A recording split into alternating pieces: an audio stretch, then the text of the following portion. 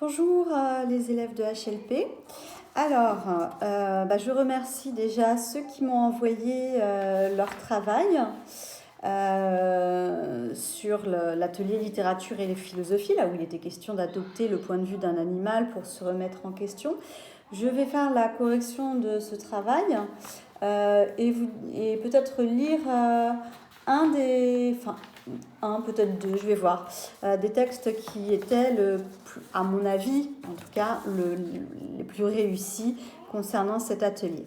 Alors, pour remettre les choses dans leur contexte, vous aviez un texte à étudier qui était extrait des Voyages de Gulliver de Jonathan Swift, publié en 1727, c'est-à-dire au XVIIIe siècle, à l'époque du siècle des Lumières, je vous le rappelle. Donc, une époque où on va remettre en question la raison. Qu'est-ce que c'est que la raison? Qu'est-ce que c'est qu'être raisonnable? Qu'est-ce que c'est qu'avoir du bon sens? Se montrer bon vis-à-vis des autres. Donc, dans la première étape, vous aviez donc ce texte. Je vous le relis.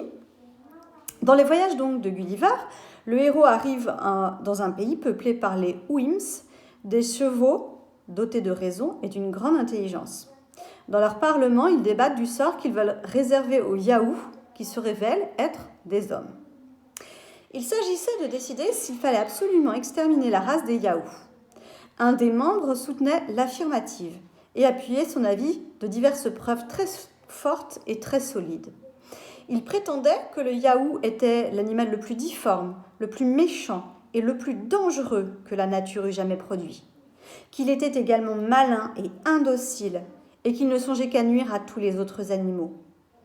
Il rappela une ancienne tradition répandue dans le pays, selon laquelle on assurait que les Yahoo n'y avaient pas été de tout temps, mais que, dans un certain siècle, il en avait paru 2 sur le haut d'une montagne, soit qu'ils eussent été formés d'un limon gras et glutineux, échauffé par les rayons du soleil, soit qu'ils fussent sortis de la vase de quelque marécage, soit que l'écume de la mer les eût fait éclore. Que ces 2 Yahoo en avaient engendré plusieurs autres, et que leur espèce s'était tellement multipliée que tout le pays en était infesté. Que pour prévenir les inconvénients d'une pareille multiplication, les Yuims avaient autrefois ordonné une chasse générale des Yahoo, qu'on en avait pris une grande quantité, et qu'après avoir détruit tous les vieux, on en avait gardé les plus jeunes pour les apprivoiser, autant que cela serait possible à l'égard d'un animal aussi méchant, et qu'on les avait destinés à tirer et à porter.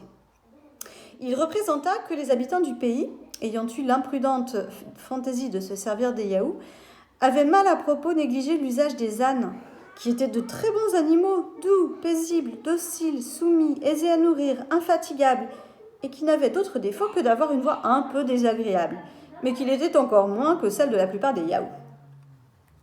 Alors, la première question, vous demandez comment les Wims considèrent-ils les Yahoo? Relevez les termes et expressions qui justifient votre réponse et quelle dénonciation permet selon vous ce regard d'animaux sur les hommes. Alors, les Wims, clairement, considèrent les Yahoo comme des animaux sauvages, dangereux et nuisibles. Par exemple, on a une accumulation de superlatifs. L'animal le plus difforme, le plus méchant et le plus dangereux que la nature eût jamais produit, à la ligne 3. Encore, il était malin et indocile, il ne songeait qu'à nuire à tous les autres animaux, ligne 4. Un animal aussi méchant, à la ligne 13. Et donc, pour s'en débarrasser, les Wims organisent une chasse et ils essaient d'apprivoiser les plus jeunes. Ils les utilisent, en quelque sorte, à la place des ânes. Les Wims étant des chevaux, la critique des Yahoo permet de renverser les rôles et de montrer que les hommes se conduisent de façon bien pire que les animaux. Le texte dénonce notamment le comportement de l'homme à l'égard des animaux. Il ne songe qu'à nuire à tous les autres animaux. Le discours bien construit et bien argumenté du Yuin fait en sorte que l'animal est un être plus intelligent et plus raisonnable que l'homme. La comparaison des Yahoo avec les ânes, doux, paisibles, dociles, soumis, aisés à nourrir, infatigables, on voit bien qu'il y a une énumération ici, qui suggère que les qualités des ânes ne sont pas celles des hommes, que les hommes, pour le coup, ne sont pas doux, paisibles, dociles, soumis, aisés à nourrir et infatigables. Au contraire, hein, toutes ces accumulations, ces qualités des ânes suggèrent en creux les nombreux défauts des hommes, et donc les hommes apparaissent de fait inférieurs aux animaux. Ensuite, dans l'étape 2, on vous demandait de faire quelques recherches sur la définition de l'anthropocentrisme et d'expliquer en quoi la pensée d'Alain Proscience a-t-elle à voir avec l'anthropocentrisme.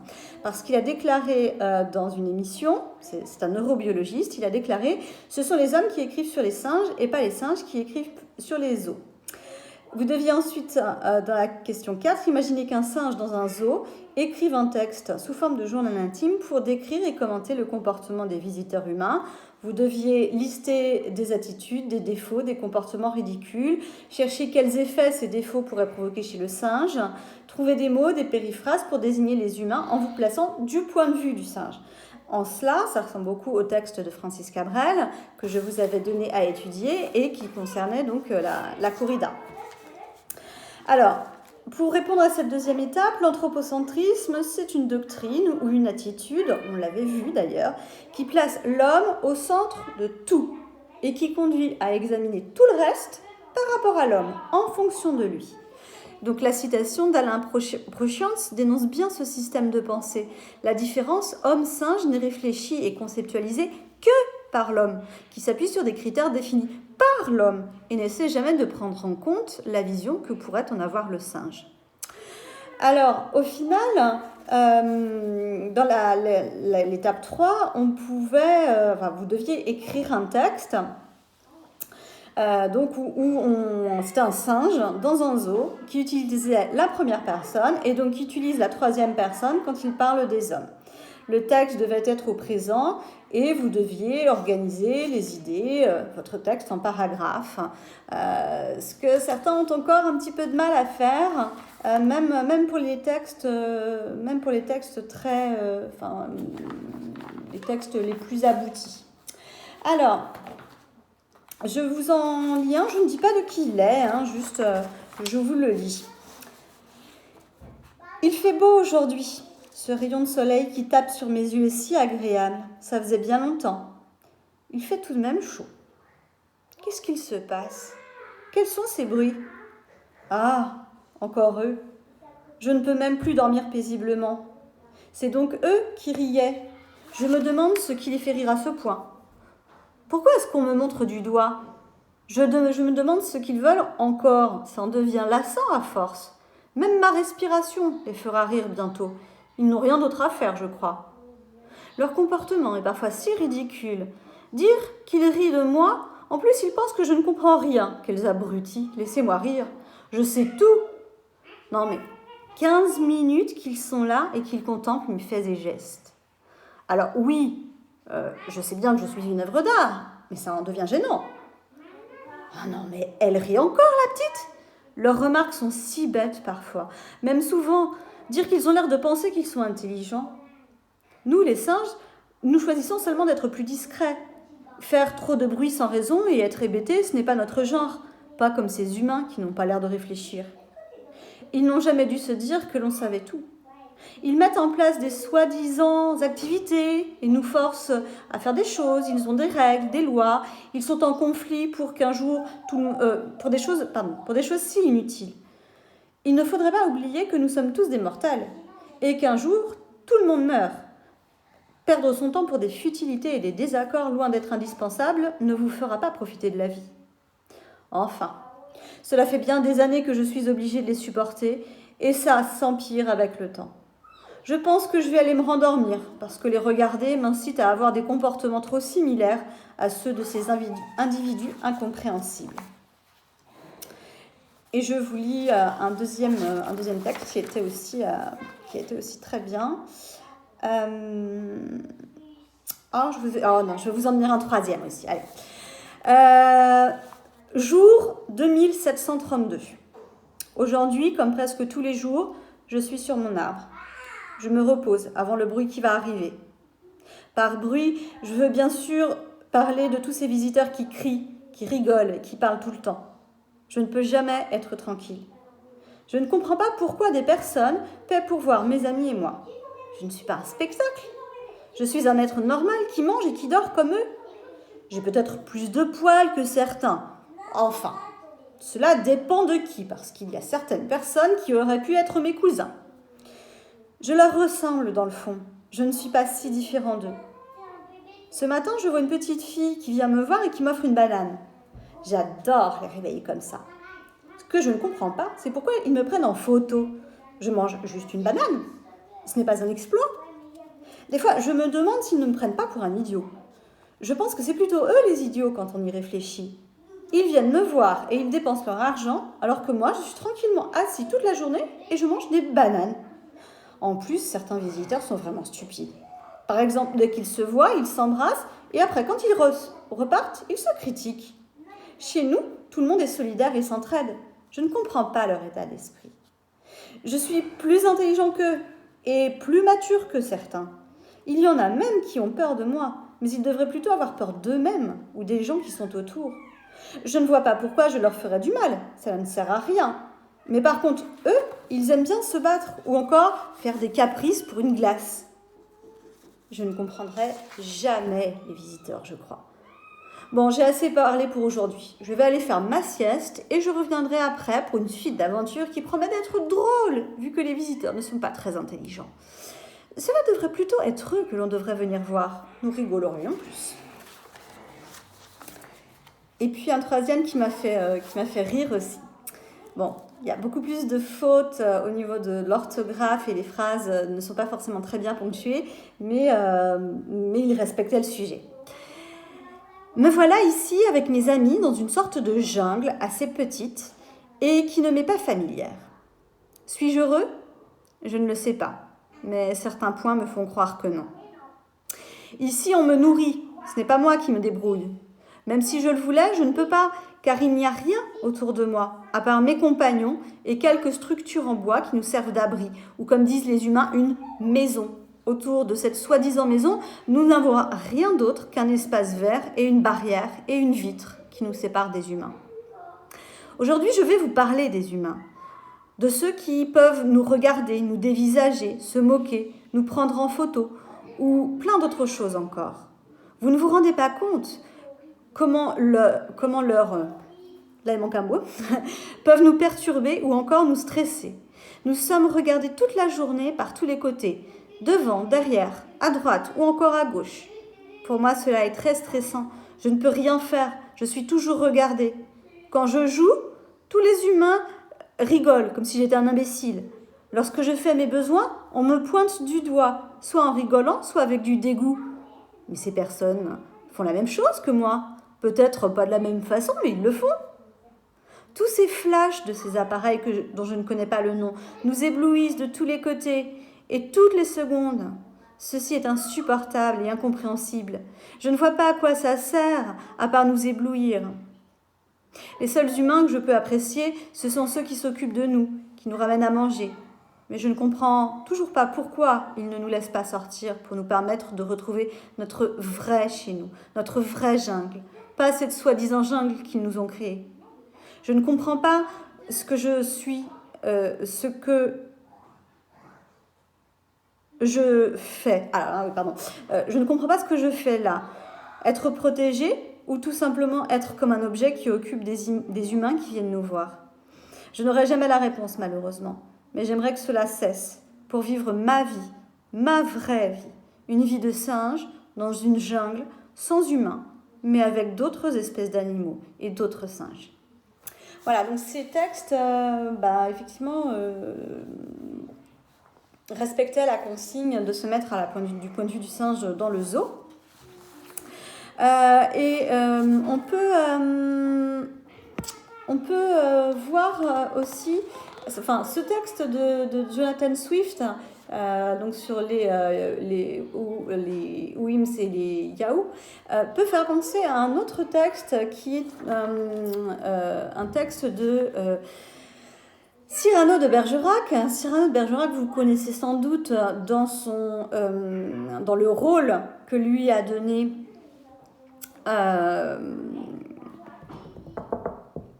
Ah, ça y est, le nom de l'auteur m'échappe. Bon, bref, je ne me souviens plus du nom de l'auteur, ça me reviendra. Dans les États et empires du soleil, Cyrano de Bergerac raconte les aventures les aventures extraterrestres d'un homme. Cet homme, c'est Dircona, et il voyage dans d'autres mondes. Sur le soleil, il va découvrir une république gouvernée par des oiseaux civilisés, qui le jugent en tant qu'homme, leur ennemi juré. Après avoir été défendu par une pie, le voilà accusé par une perdrix nommée Guillemette la Charnue, et qui, ayant été blessé par la balle d'un chasseur, demande réparation à l'encontre du genre humain devant un tribunal. Donc effectivement, ce texte est très proche du texte de Swift. Je vais vous le lire très rapidement pour que vous ayez un point de comparaison.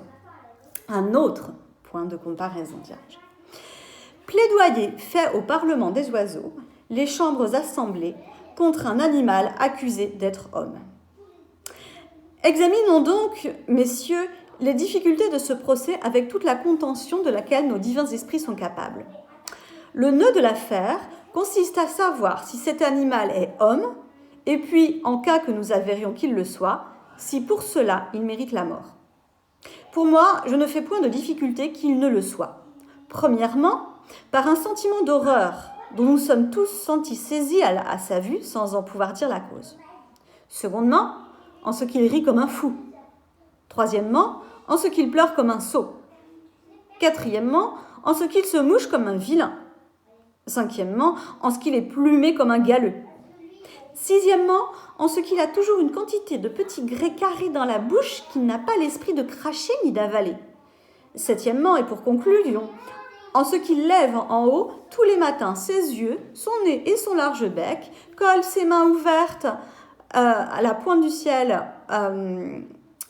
plat contre plat, et n'en fait qu'une attachée, comme s'il s'ennuyait d'en avoir deux libres. Se casse les deux jambes par la moitié, en sorte qu'il tombe sur ses gigots, puis, avec des paroles magiques qu'il bourdonne, j'ai pris garde que ses jambes rompues se rattachent et qu'il se relève après, aussi gai qu'auparavant. Ah, vous savez, messieurs, que de tous les animaux, il n'y a que l'homme seul dont l'âme soit assez noire pour s'adonner à la magie, et par conséquent, celui-ci est homme. Il faut maintenant examiner si pour être homme, il mérite la mort. Je pense, messieurs, qu'on n'a jamais révoqué en doute que toutes les créatures sont produites par notre commune mère, pour vivre en société. Or, si je prouve que l'homme semble n'être né que pour la rompre, ne prouverai-je pas qu'en allant contre la fin de sa création, il mérite que la nature se repente de son ouvrage. La première et la plus fondamentale loi pour la manutention d'une république, c'est l'égalité. Mais l'homme ne la saurait endurer éternellement. Il se rue sur nous pour nous manger. Il se fait accroire que nous n'avons été faits que pour lui. Il prend pour argument de sa supériorité prétendue la barbarie avec laquelle il nous massacre et le peu de résistance qu'il trouve à forcer notre faiblesse, et ne veut pas cependant avouer à ses maîtres, les aigles, les condors et les griffons, par qui les plus robustes d'entre nous sont surmontés. Mais pourquoi cette grandeur et disposition de membres manqueraient-elles de diversité d'espèces, puisque entre eux-mêmes, ils se rencontrent des nains et des géants? Encore est-ce un droit imaginaire que cet empire dont ils se flattent? Ils sont au contraire si enclins à la servitude que, de peur de manquer à servir, ils se vendent les uns aux autres leur liberté. C'est ainsi que les jeunes sont esclaves des vieux, les pauvres des riches, les paysans des gentilshommes, les princes des monarques, et les monarques même des lois qu'ils ont établies. Mais avec tout cela, ces pauvres serfs ont si peur de manquer de maître, comme s'ils appréhendaient que la liberté ne leur vînt de quelque endroit non attendu, ils se forgent des dieux de toutes parts, dans l'eau, dans l'air, dans le feu, sous la terre. Donc voilà, on voit bien par ce plaidoyer que la petite Guillemette, la charnue, la perdrix, considère l'homme comme un animal particulièrement nuisible et qui s'imagine pourtant être au-dessus de tous les autres. Donc voilà pourquoi j'ai rapproché ce texte de Jonathan Swift. Vous pouvez penser aussi à des films à un film comme La planète des singes. Il y a une vieille version, mais vous avez une version beaucoup plus récente de La planète des singes, où c'est les singes qui ont pris le pouvoir sur les hommes et les hommes qui sont réduits en esclavage et traités comme de véritables animaux. Donc il y a vraiment... et de plus en plus, une réflexion sur la place que l'animal doit occuper dans notre société, la manière dont il doit être considéré. Et comme vous le voyez, ça ne date pas d'hier, hein, parce que quand on regarde le document dont je vous ai parlé, donc celui de Jonathan Swift, 1727, celui de Cyrano de Bergerac, 1662, donc vous voyez que ces réflexions sur la place de l'animal et la place de l'homme par rapport à l'animal, c'est quelque chose qui n'est pas récent, mais qui se pose aujourd'hui encore avec acuité, comme on le verra d'ailleurs dans le dossier que je vous ai préparé, sur lequel vous allez travailler, mais d'ici quelques... Enfin, ce sera sans doute notre dernière semaine de cours. Alors, je vais vous demander pour la semaine prochaine, non pas de travailler sur un texte, on va garder le texte 3 pour la prochaine fois. Je vais vous demander de travailler sur le lexique et la langue, le lexique de l'animal et l'expression de la comparaison. Je vais vous demander de faire les exercices 1, 3 et 4 de la fiche que je vais vous envoyer sur Pronote, et je vais marquer le travail à faire bien sûr sur Pronote. Alors évidemment lundi normalement c'est un jour férié, donc je vous laisse votre lundi, mais par contre vous essayez de m'envoyer votre travail pour mardi. Donc mardi 2 qui serait normalement le jour où nous devrions reprendre le chemin du lycée. Voilà, on se tient au courant évidemment, puisque nous sommes toujours dans l'attente du discours de notre cher ministre qui doit intervenir demain, donc on en saura un petit peu plus d'ici là. Je vous souhaite une bonne journée. Au revoir.